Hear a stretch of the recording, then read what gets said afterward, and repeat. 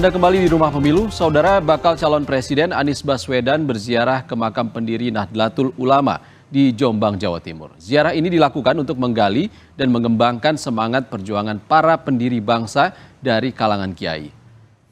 Bakal calon presiden dari Koalisi Perubahan untuk Persatuan, Anies Baswedan, melakukan ziarah di kompleks makam Pondok Pesantren Tebu Ireng, Jombang. Ditemani istri, Anies berdoa di depan makam pendiri Nahdlatul Ulama, Kiai Haji Hasyim Asy'ari dan Presiden keempat Republik Indonesia, Kiai Haji Abdurrahman Wahid.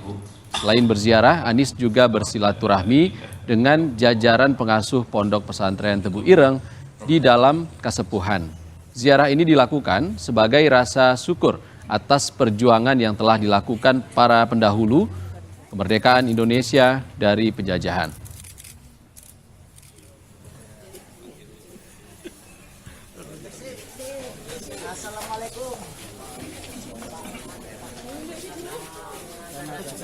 Bagian dari kami ingin bentuk rasa hormat, rasa syukur bahwa apa yang kita sekarang rasakan berhasil perjuangan dari generasi-generasi sebelumnya.